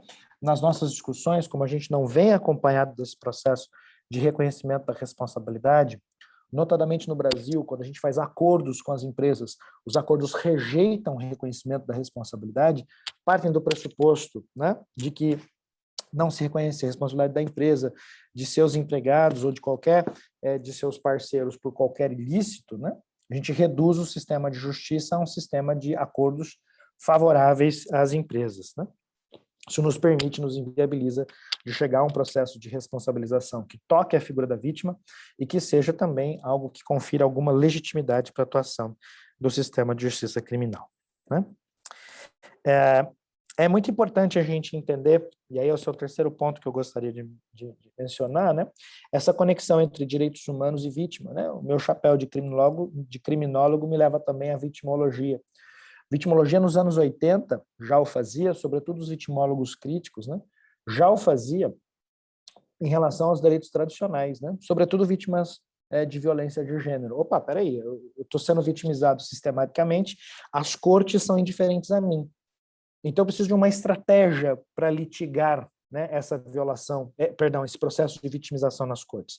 A estratégia foi conectar violação de direitos humanos aos processos de vitimização. Agora, muitos anos depois, muitas décadas depois, né, nós chegamos num momento histórico, tem uma série de explicações para isso, a gente poderia gastar muito tempo discutindo essa questão, mas agora, muitos anos depois, a gente conecta essa questão também com o mundo corporativo, né? É claro, quando a gente leva essa questão para apreciação das cortes, o mais importante de tudo é encontrar o seu nexo processual, né? Aí a gente volta a falar sobre a técnica jurídica, né? Nós apaixonados, né, que somos pela antropologia cultural, a gente sai dos muros, né, dos castelos, das torres de marfim, que são as faculdades de direito, a gente olha para a realidade, se encanta com a realidade, vai para a etnografia, conhece a vida das vítimas, só que aí, no momento de formular soluções, a gente transita da antropologia cultural para a antropologia política, né? A gente precisa voltar para o Estado. Será que eu consigo fazer algo para essas vítimas, né? Eu vou para a antropologia política, eu quero formular políticas públicas. Aí, na formulação de políticas públicas, eu chego de novo na necessidade de cair na política legislativa. Eu tenho que normatizar sobre essas políticas públicas, né? Então, é muito curioso esse processo de que eu saio dos muros, mas automaticamente eu tenho que voltar para os muros. E aí, aquilo que me aprisiona, né, os meus grilhões, seguem sendo a prova processual. Como é que eu provo processualmente um processo de vitimização? Aí que entra a questão das leis de devida diligência, né? As leis de devida diligência vêm para coletar essas provas, para entender essas conexões entre a violação de direitos humanos, os processos de vitimização e as formas de atribuição. Porém, com uma especialidade, né? Já reconhecendo a insuficiência do controle social formal do Estado. O Estado já não consegue mais dar conta desse tipo de detecção, desse tipo de investigação e desse tipo de compreensão daquilo que acontece a partir do mundo empresarial de forma transnacional, né? O problema é que, ao legislar sobre a questão da due diligence, a gente segue utilizando o mesmo padrão de command and control, comando e controle, né? Eu, matriz, quero saber, eu, matriz, que não reconheço a minha responsabilidade, eu, matriz, né, que não reconheço que sou eu que levo para o outro lado do Atlântico as más práticas, né? Eu, matriz, que há 8 décadas estava lá explorando, 9 décadas estava lá explorando determinado nicho de mercado, agora quero saber se lá do outro lado do Atlântico eles estão fazendo aquilo que eu mando eles fazerem, né? Isso tem um risco para nós muito delicado. Em primeiro lugar, porque cria em nós o estigma de que nós que fazemos as coisas erradas. É um processo pesado de estigmatização daquilo que é produzido do outro lado do Atlântico, né? Depois, né, porque despreza que há uma série de práticas locais que são muito mais sustentáveis do que a esmagadora maioria das best practices que vêm para nós, importadas desde fora. E, em terceiro lugar, e isso é o que é o mais preocupante, esses mecanismos de due diligence, eles tendem a aumentar os nossos custos de transação. É muito mais caro atender aos processos, aos procedimentos operacionais padrão das multinacionais aqui. Eu não tenho condição de fazer isso. Eu produzo para minha própria família, eu produzo para minha própria cultura contextual local. Eu não tenho condição de fazer uma produção em escala altamente onerosa. Sabe o que vai acontecer? Eu não consigo sustentar o meu negócio. Se eu não consigo sustentar o meu negócio, eu fui eliminado como player. Eu vou ser necessariamente reduzido à condição de um fornecedor dessa multinacional. A esses contextos a gente chama de overcompliance, excesso de custos de transação. Nós realmente sabemos se as nossas práticas são insustentáveis? Quem é que traz essas práticas de insustentabilidade para nós? Ou existe uma cumplicidade de empresas locais, né, com empresas multinacionais que impõem essas más práticas locais? Controle social não é simplesmente command and control, comando e controle. Controle social é convergência de controles. Nós precisamos de reconhecimento da responsabilidade, atribuição consistente de responsabilidade. O ordenamento local é insuficiente para atribuir responsabilidade, o ordenamento local é insuficiente para fazer fiscalização de violação de direitos humanos, né? Para que nós possamos abrir para outras formas de controle, para controle social informal. No lugar de insistir no controle social formal, que vem desde fora, que vem aumentando os meus custos de transação, que vem estigmatizando aquilo que é feito aqui dentro, que vem eliminando meus pequenos players, que podem ser muito mais sustentáveis do que os grandes players que trazem práticas predatórias, né? Enfim, eu deixo de capacitar o ambiente local, né? A devida diligência deveria vir, né, para permitir medidas de capacitação do ambiente local, né? Menos princípios, um pouco mais de ações concretas, orientadas por uma métrica objetiva, né, sobre o que é sustentável, como reverter a insustentabilidade e quem de fato está movendo esse comportamento socialmente danoso que vitimiza, né? Então esse é o grande ensaio que eu gostaria de fazer para aportar algo para o nosso debate aqui, tá bom? Muito obrigado aí pela oportunidade, Marina. Obrigada, professor Eduardo. Bom, então, nesse momento, a gente dá início ao debate, né, e as perguntas. Vejo que a professora Manuela já levantou a mão ali. Também tenho várias perguntas que foram me surgindo, assim, ao longo da explicação de vocês, do conteúdo que vocês foram trazendo, assim, surgiram vários questionamentos que eu gostaria de trazer também. Já temos algumas perguntas no chat, então, e também, né, convido a todos aqueles que quiserem perguntar que possam ou levantar a mão, né, e fazer a pergunta de forma oral, ou, se preferirem, podem colocar ali no chat de perguntas e respostas. Não sei, professora, Manuela, você quer começar? Ou posso eu começar? Eu queria só, porque eu tenho muita dificuldade de ser muito objetiva, né, fazendo a pergunta por escrito, enfim, e eu acho que eu me colocaria melhor, vou botar na interpretação aqui em português, me colocaria melhor oralmente, mas eu vou direcionar uma pergunta a todos e todas. Eu fiquei muito assim, gostei muito realmente do painel, porque me trouxe muitos aportes, né, interessantes, reflexões e também convergências, né, que a gente fica feliz quando a gente está num caminho que a gente vê, né, que está muito próximo aí, converge muito com outros atores que também pesquisam o tema. E eu achei interessantíssima a fala agora do professor Eduardo, colocando justamente essa questão, né, do nosso lugar enquanto território que está fazendo das más condutas, né? Que que tem a ver com todo um novo discurso de neocolonialismo, neoimperialismo, né?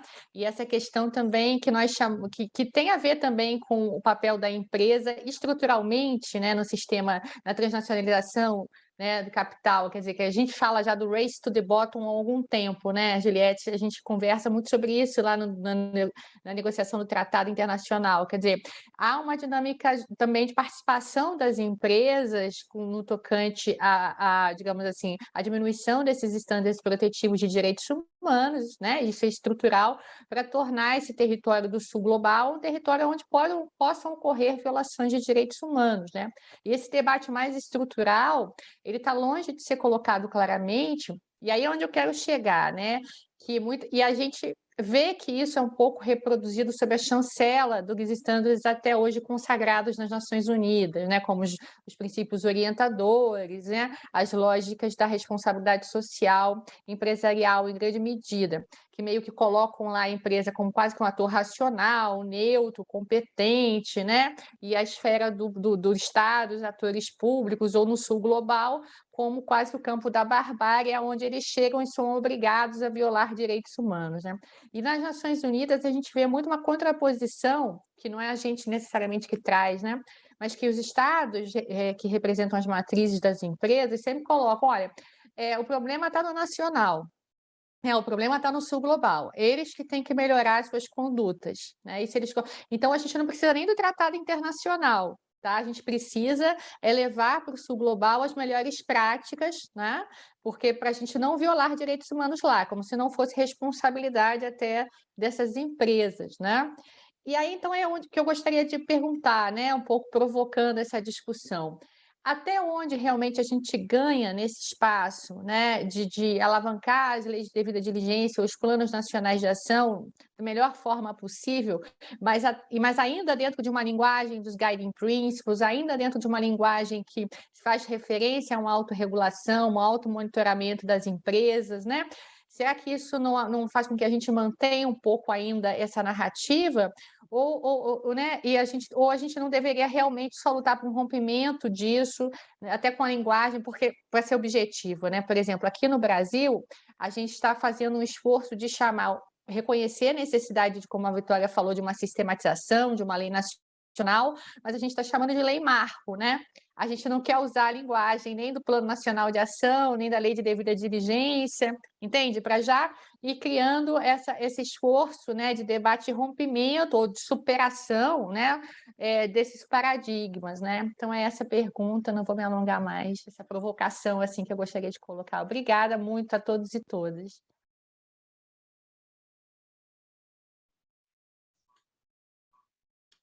Bom, a pergunta, né, da professora Manuela é uma pergunta que vem, né, fazendo refletir há um bom tempo, e eu acho que seria bem importante, né, a gente ouvir nossos palestrantes sobre isso, que é realmente, né, qual é o papel que essas leis de devida diligência ou planos nacionais eles vêm desempenhando frente ao Tratado Internacional sobre Direitos Humanos em Empresas. Inclusive, é também um dos questionamentos que me surgiu e que né, que a gente vem discutindo e que eu gostaria muito de ouvir nossos convidados.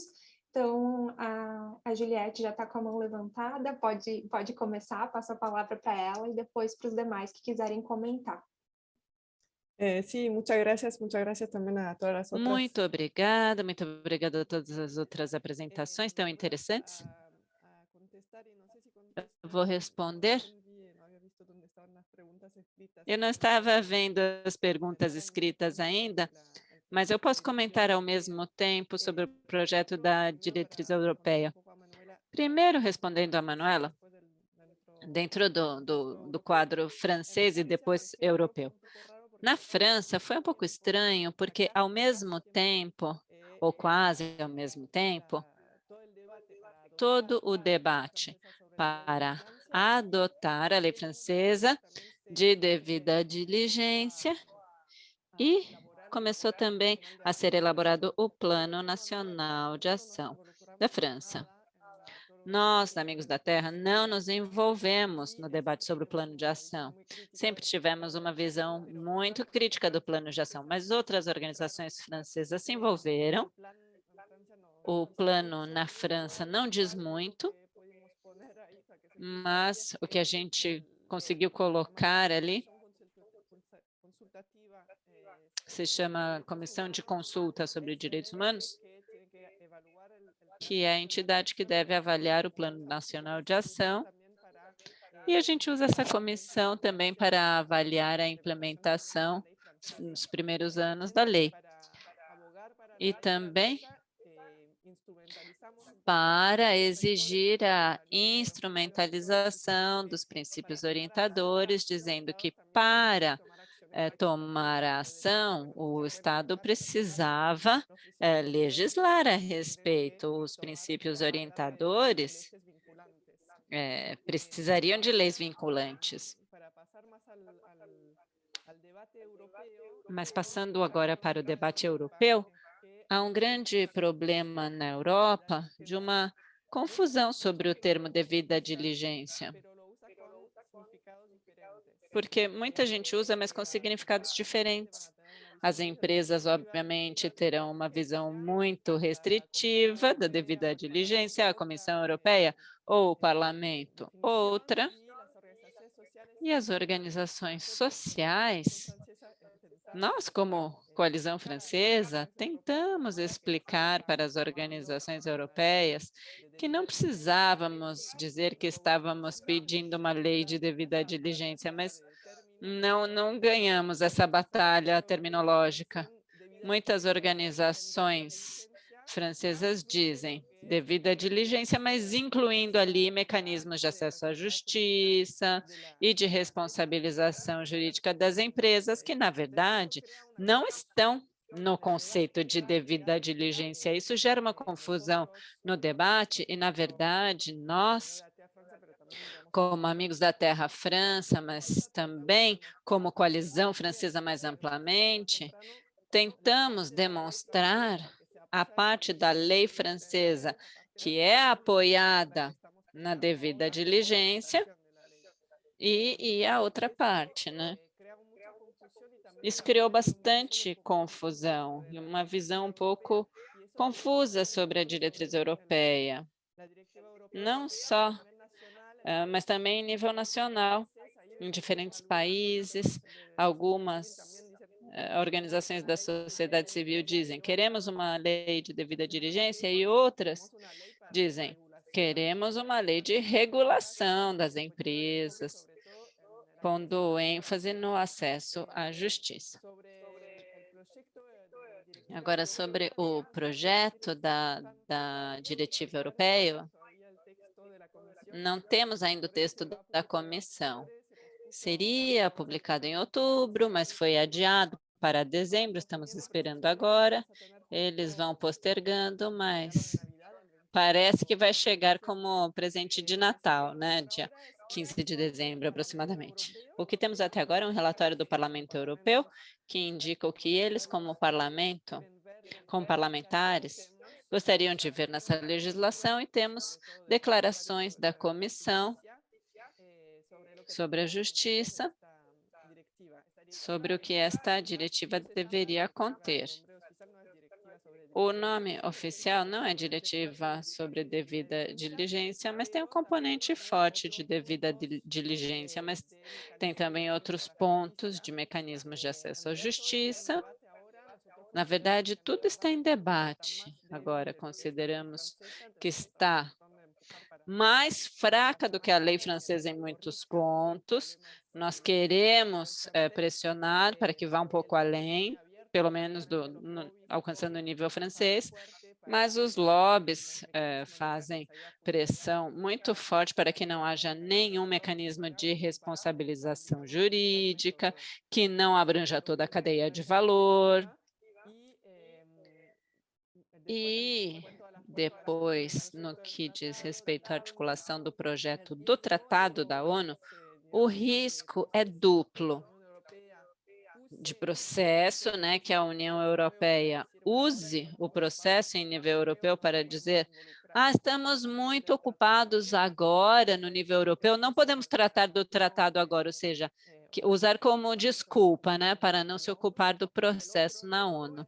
E o outro risco é que seja adotada uma diretiva fraca em nível europeu e que depois a União Europeia use este texto fraco como sua posição de negociação para o tratado nas Nações Unidas, reduzindo o nível de ambição, né, no tratado. Amigos da Terra Europa publicou um briefing para mostrar a articulação que os dois processos deveriam ter, e pressionando para que a União Europeia se inspire, né, porque é muito mais amplo na sua cobertura do que o projeto da diretiva. Mas não temos texto ainda, repito, e a batalha está começando agora na Europa. Obrigada, Juliette. Alguém mais gostaria de comentar a pergunta da professora Manuela? E eu acho, Marina, que podem comentando também a perguntas do chat, né, englobando essas considerações. Se eu puder comentar... Eu ia comentar que talvez a própria pergunta da professora Manuela, ela pode ser complementar à pergunta que a Renata fez no chat, dirigida à Victória. Victória, o momento político é favorável para a elaboração de um plano nacional brasileiro? Como você vê o processo de negociação do tratado internacional? E aí já pode fazer, né, essa relação, né, como a professora Manuela perguntou, com relação entre o processo e os planos nacionais, e como se dá essa relação. Eu acho que, bom, primeiro, obrigada pela pergunta, Renata. Eu acho que primeiro comentando, talvez, e pontuando, né, algo que a professora Manuela trouxe, essa questão de se levar para o sul global as melhores práticas, como se as empresas também não tivessem um papel na implementação disso. Eu acho que é irreal pensar que as corporações, né, as grandes organizações empresariais também não são parte desse movimento.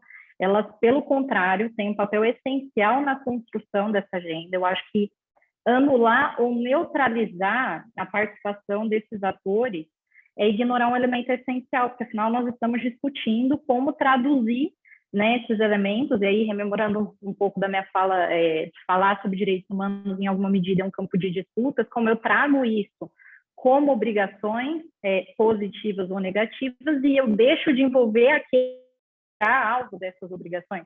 Eu acho que quando nesse processo, né, e aí trazendo talvez uma reflexão para a construção do nosso plano nacional de ação aqui no Brasil, eu acho que qualquer nível de efetividade que nós pretendamos com ele depende necessariamente de nós repensarmos como aproximar o Estado, a regulação do Estado das empresas, né? Eu acho que a solução não é a autorregulação sozinha, né? A autorregulação sozinha nós sabemos que é muito problemática. Eu acho que se nós tirarmos aí de exemplo os últimos casos, né?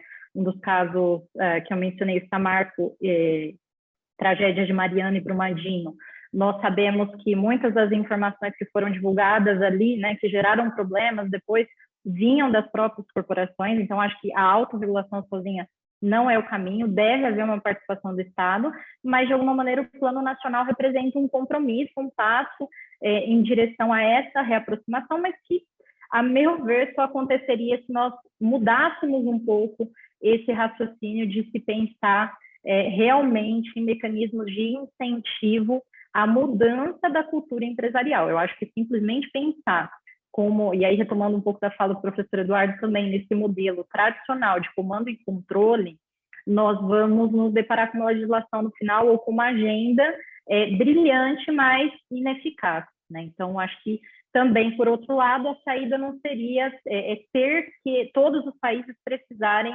criar ou desenvolver suas próprias leis de devida diligência, né? Eu acho que isso causaria também, de alguma maneira, um problema jurídico aí de ordem transnacional, sobretudo quando a gente está falando dessas organizações empresariais que atuam em mais de uma jurisdição. Então, esse processo necessariamente tem que ser colaborativo, né? Eu não posso desenhar, não podemos desenhar o nosso plano nacional de ação sem qualquer intercomunicação com os demais planos de ação que, enfim, de alguma maneira também nos afetam, né? Então, acho que tem um pouco também aí nessa questão dos incentivos, de pensarmos em teoria dos jogos, pensarmos em mecanismos aí de incentivo e desincentivo ao comportamento corporativo, social e ambientalmente danoso. E entrando especificamente na pergunta da Renata, né, sobre o momento político, né, se o nosso momento político seria favorável para a elaboração de um plano nacional brasileiro. Eu acho que, falando em termos de Brasil, eu acho muito difícil nós termos um momento político adequado, né? Eu acho que se nós partirmos dessa premissa, não existe um momento ideal. Eu acho que o Brasil está atrasado em várias etapas, né? Quando nós olhamos, por exemplo, a última participação lamentável do país, o discurso do Brasil na COP26, né? Nós tivemos aí a maior taxa de desmatamento nos últimos 15 anos, segundo o INPE, um aumento de 22% em relação ao ano passado, né? Quando a gente olha as questões a serem endereçadas, violações graves de direitos humanos, né? A partir de 2020, houve um aumento significativo nos níveis de insegurança alimentar, da fome do Brasil, que não foi impactado pela pandemia, mas não só. Então, mais de metade da população brasileira, 116 milhões de pessoas, vive com algum grau de insegurança alimentar, pelo menos 19 milhões em estado de fome, e isso dados de 2020 e 2021. Em termos de sustentabilidade, né, os maiores níveis aí de desmatamento na Amazônia, um desmantelamento das proteções ambientais e sociais, e se é que a gente pode dizer, né, numa comparação também até com os Estados Unidos, sofrendo o que a gente chama do regulatory rollback, né, que o professor Eduardo também traz, que é esse retrocesso regulatório que nós estamos vivenciando no Brasil. Então, eu acho que o nosso cenário, com toda essa conjuntura, com as incertezas, com o agravamento de crises políticas, econômicas, financeiras, sanitárias, sociais, exige imediatamente que nós caminhemos na construção dessa agenda, porque não é algo que acontece do dia para a noite, é uma construção lenta, Eu acho que se nós aguardarmos um momento adequado, nós dificilmente iniciaremos esse projeto, especialmente falando em termos de Brasil e dos problemas que nós temos lidado, além também de precisar lidar com uma outra questão, que é o problema da captura por parte das empresas, né? Então, eu não acho que o desenvolvimento de um plano nacional de ação no Brasil, ele deve estar, de alguma maneira, condicionado ao momento político, ou ao mandato, ou ao governo que atualmente se instalou no país. Eu acho que isso é algo que precisa se desenvolver para muito além, diante até do cenário atual que nós estamos vivenciando. E falando especificamente sobre a questão da negociação do tratado, eu entendo que é preciso, sim, ter um instrumento vinculante, né? Eu acho que a discussão de um tratado internacional, ela é muito importante, é um marco normativo importante, né, em nível internacional e também replicado com reflexos para as ordens nacionais. É algo lento, nós sabemos que um tratado também não se aprove, não se discute, enfim, de maneira imediata. Sabemos que é um processo que existe muito lobby. Eu acho que se nós compararmos os primeiros drafts com os últimos drafts, naturalmente ali se percebe, né, a influência do poder corporativo de alguma maneira na atenuação do quão incisivo é esse texto e as exigências em face das organizações, mas também eu acho que é importante ressaltar que seria irreal pensar que um tratado sozinho seria capaz de mudar o cenário que nós vivenciamos hoje, de violação intensa, especificamente no Brasil, de direitos humanos pelas empresas. Ele representa uma etapa significativa, né? A participação, a mobilização da sociedade civil é essencial, especialmente por conta da captura empresarial, né?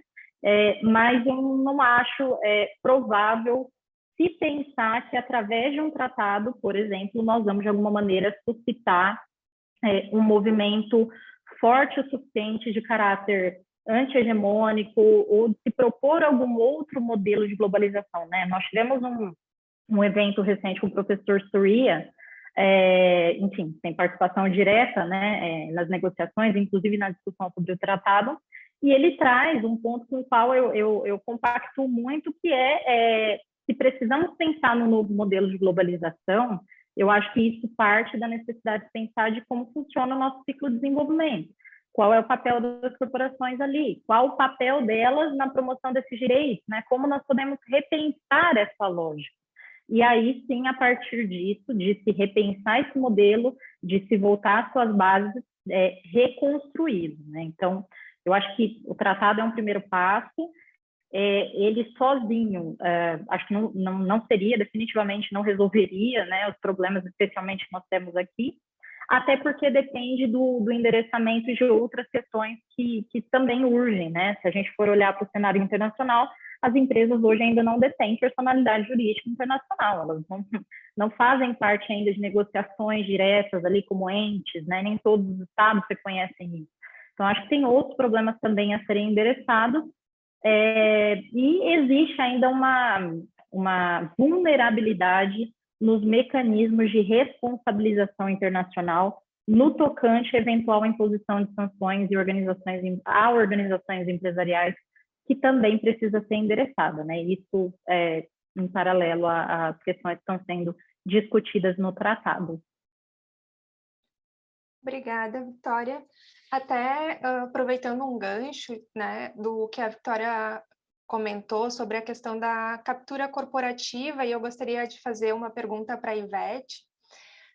A gente viu, né, quando tu estava ali falando um pouco sobre o processo do México, e que a gente pode também tomar como base aqui, né, como exemplo, que a gente, das organizações que participaram, né, um pouco dessa captura corporativa no processo, né, da ausência, muitas vezes, da voz da sociedade civil, e a gente sabe que só a sociedade civil participando é que a gente vai conseguir, com a sociedade civil participando é que a gente vai realmente conseguir ter mudanças, né?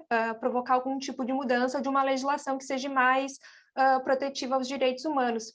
E me chamou a atenção, né? E me corrige se eu estiver errada, se eu entendi de forma equivocada, mas é algo que eu me questiono muito, em determinado momento vocês saíram do processo, né?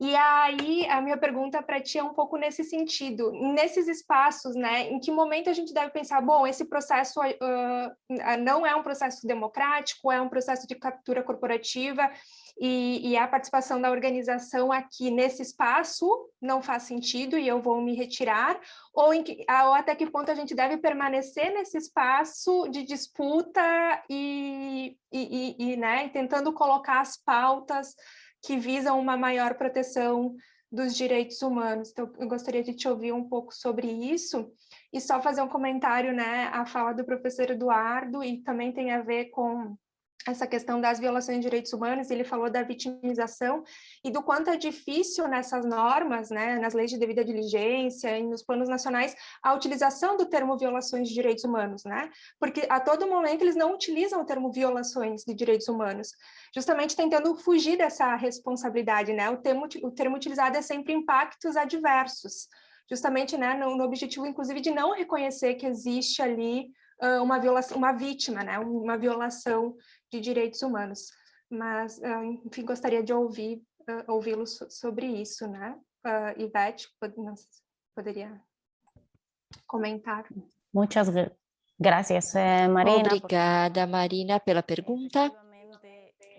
Realmente foi uma análise que nos tomou muito tempo, como coalizão da sociedade civil, tomar a decisão de entrar com esse processo justamente por não ser inclusivo, democrático ou participativo. Nós somos organizações que, na maioria, acompanhamos comunidades que foram afetadas por projetos empresariais nos seus direitos humanos, no meio ambiente, e não podemos estar em um processo que não vai servir para proteger os seus direitos, reparar os danos. Neste momento, quando tomamos essa decisão, perguntavam quem financiava esse processo, esse projeto, se era o governo espanhol, se nós preferiríamos ter um up mal feito ou nenhum up. E essa pergunta para nós é muito forte, porque nós não queremos ter algo que não funcione. Para que tanto esforço, trabalho e tempo, e também ilusão e esperança por parte dos grupos afetados, se nós não vamos chegar a nenhum processo que justamente não tenha permanência, que vai mudando a administração com diferentes perspectivas, com diferentes projetos de nação, diferentes planos empresariais de governo também, e que não funcionam. Nós corremos o risco agora de cair na mesma situação. Se não forem cumpridos os mínimos termos solicitados e o que solicitamos anteriormente, seria necessário repensar para onde nós queremos ir, se queremos continuar nesse processo agora ou se queremos empurrar com mais força para ter uma lei ou regulações mais apropriadas para esse contexto de captura corporativa do Estado, muito forte no México, também de corrupção muito forte. Ou qual é essa outra opção? É importante também pensar nessa interconexão que existe na América Latina. Como estão surgindo esses planos, essas regulações, pouco a pouco, quais são as falhas e as oportunidades que foram sendo encontradas, porque há acordos que estão aí no âmbito regional e que precisam ser levados em conta. E é muito importante também lembrar que não se negociam os direitos, não é algo que você pode, que o setor privado pode exigir, ou o setor empresarial, não, de incentivos fiscais ou algum tipo de incentivo econômico. Não são negociáveis. Eles devem cumprir, é sua obrigação. E falando sobre as obrigações extraterritoriais, para nós, é muito importante com esses tratados de livre comércio, como eu comentava, e nos quais estão o México, nos quais houve total falta de transparência no processo e nos quais não sabemos como estão sendo tratados os direitos humanos. E, obviamente, precisamos também desse instrumento juridicamente vinculante, direito internacional, porque, claro, nenhum desses instrumentos são a panaceia, mas nos ajudam, nos nossos diferentes contextos, a avançar na agenda. Talvez um pouco mais rápido, porque tivemos muitos anos nessa batalha. E, claro, sempre existe quem quer reduzir o nível de ambição ou que quer tirar uma Convention Framework na União Europeia, ou que não sei, que não procura chegar ao nível máximo possível e que também pode ser útil para o retorno do investimento, que também pode ser útil para as próprias empresas, para a sua sustentabilidade como empresa. Então, a única coisa é que, se voltam a surgir essa situação em que também não há essa inter-relação entre os instrumentos aos quais o México se comprometeu, os convenções internacionais e outros compromissos, convenções da OIT, etc., com um processo paralelo também para as negociações no tratado, é muito possível que possamos tomar decisão como sociedade civil também de terminar a participação nesse processo. Bom, espero ter respondido. Muito obrigada. Graças. Alguém mais? Marina, falo eu? Falo Pode eu, falar, Marina? Eduardo, Professor Eduardo, sim. Bom, em primeiro lugar, eu queria uma vez mais agradecer a oportunidade de participar dos debates, né? E eu dou muita razão ao que a Marina está dizendo, né? É verdade, eu não posso ser chato a esse ponto, né, de dizer que não é importante, né, o tratado e etc, né? Ele é alvissareiro, quer dizer, onde não tinha nada tem alguma coisa, né? E eu que me resolva com a minha necessidade de coerência, né? Agora, a grande questão é que a gente aprende muito pouco, né? Veja, tem mais de uma década os princípios, os guiding principles, né? Com baixíssima performance, né? Quer dizer, em que momento nós vamos identificar a baixa performance dos guiding principles e extrair disso lições importantes, né? Também tem que lhe dizer, há uma série de técnicas de neutralização, né? Na produção desses tratados, né? A ideia de retirar a expressão de violação de direitos humanos sempre que possível é neutralizar justamente a ideia do comportamento socialmente danoso, né? Substituir isso por impacto adverso, né? Agora, isso em grande medida, Marina, é uma certa falha nossa também, né? Na produção do mapa de materialidade das empresas, né? Identificar esse impacto negativo, identificar as dimensões, empiricamente, as dimensões do comportamento socialmente danoso. Como é que se produz dano dentro das empresas? Como é que se produz dano em múltiplas dimensões, não só o tangível, mas também o intangível, né? Aquilo que vai para muito além do facilmente mensurável, né? Nos casos aqui nossos, mais recentes, a gente vê perda, inclusive, de propósito de vida, uma situação de depressão constante, né? Dos vitimizados, das famílias, dos sobreviventes, né? E uma situação de humilhação constante, né? Pela justiça que não é endereçada, né? Isso também é um processo de produção de dano, né? E essas neutralizações estão, inclusive, né, na captura do próprio movimento de judicialização dos conflitos, né? O judiciário, não só, não é porque os atores do sistema de justiça são isso ou aquilo, não é por isso não, pela insuficiência de recursos mesmo, né? Você vê, as pessoas que são responsáveis pela condução desses conflitos, pelo menos no Brasil, são muito bem intencionadas, altamente qualificados, mas não tem recursos para dar conta das incríveis olímpicas dimensões desses conflitos, né? Além dessas técnicas de neutralização, nós temos o próprio fato de que a gente não tem estrutura de enforcement, né?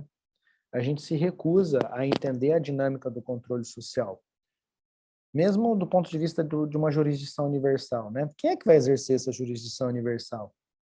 A gente vai exercer a jurisdição universal da mesma forma que a gente fez no Tribunal Penal Internacional, em caráter altamente seletivo, né? Majoritariamente, a gente pegava ali situações vulneráveis na África ou longínquos no Sudeste asiático, nem mesmo o caso colombiano nós fizemos frente, né? Então, assim, uma jurisdição universal pode reproduzir simplesmente a seletividade no plano internacional, né? E isso, para fins de empresa, pode gerar a mesma coisa, né? O uso anticompetitivo, o uso de eliminação de players, etc., etc., né? Então, assim, entender não só o impacto negativo das empresas, mas o impacto regulatório do exercício da jurisdição universal, pelo menos no meu ponto de vista, é extremamente importante, né? Como a gente não consegue ter consistência nessa resposta, o que acontece, né? O setor privado vem e exerce dominância, né? Você vê essas rodadas de investimento socioambientalmente responsáveis, né? Os famosos ESGs, né? Estão todas no campo da private regulation, né? Tudo regulação privada. Hoje, quem diz se um relatório de sustentabilidade é bom ou não, se uma diligência é suficiente ou não, é o setor privado mesmo, os investidores, né? Quer dizer, a gente perdeu, inclusive, essa capacidade, né? A dificuldade que a gente tem de evoluir nas nossas estratégias de controle social formal tem nos relegado a uma situação de verdadeiros coadjuvantes mesmo, né? Ah, não, mas é importante, porque veja, eu posso ter um relatório fraudulento. Ou quantos anos vai demorar para você identificar essa fraude? Quantos anos vai identificar para você identificar uma fraude na emissão de papéis que dizem que são sustentáveis, mas na verdade não tem lastro, né? Quem diz hoje o que é um relatório sustentável ou não são os investidores, né? Então, assim, nós temos que evoluir para neutralizar essas técnicas de neutralização, e eu estou totalmente de acordo com a Marina, né? Mas obrigado aí mais uma vez por emitir opiniões aí no debate. Obrigada, professor Eduardo. Bom, já se encaminhando para o final, né? Eu acho que ele é um painel que nos traz muitas reflexões, e especialmente, né, a gente vê esse processo de avanço, que eu acho que é um pouco o que o professor Eduardo colocou ali no final, de normas voluntárias, de normas de automonitoramento, e, ao mesmo tempo, né, buscando o que a Ivete trouxe, a questão da captura corporativa desses processos e da ausência da voz das organizações da sociedade civil, porque, na verdade, esse trabalho de mapear os danos, né, de trazer relatórios, ele é também feito por essas organizações que têm da sociedade civil, que são extremamente importantes, mas que não são muitas vezes acessados ou divulgados ou fazem parte do processo, porque justamente esses grupos eles são excluídos, né? Então a gente tem dados que são práticos, né? Que a gente encontra, que é empírico, que vem dessas pessoas que são vítimas de direitos humanos, que muitas vezes eles são excluídos do processo, né? Então a gente acaba, né? Assim, trazendo essa reflexão e buscando, então, né, eu acho que o painel foi nesse sentido de entender qual é o papel dessas leis de devida diligência, desses planos nacionais de ação, se eles operam muito mais como um freio normativo ou se são complementares, a questão da que a professora Manuela Roland colocou, e eu acho que os nossos convidados nos trouxeram muita informação e conteúdo para a gente refletir sobre isso a partir, né, de vários pontos de vista e também de regiões diferentes, né? O que está acontecendo na Europa, o que está acontecendo na América Latina, México, Brasil. E, então, eu gostaria muito de agradecer a fala de todos, por terem aceito o convite, se disponibilizarem a estar aqui essa manhã com a gente, né? E também a todos os nossos participantes que estão presentes no evento, e convidá-los, né, a participarem também do painel que vai acontecer hoje à tarde, às 14 horas, sobre a necessidade de uma lei marco de direitos humanos e empresas, que justamente vai contribuir para complementar esse debate que a gente fez na manhã de hoje. Bom, então, a partir de tudo que a gente discutiu aí, né, como é que entra essa lei marco brasileira nesse cenário? Então, agradeço mais uma vez a presença de todos e aguardamos vocês, então, pela tarde, e lembrando a todos que já foi disponibilizado no chat também o formulário para registro de presenças. Obrigada, Juliette, obrigada, Ivete, Victória, professor Eduardo.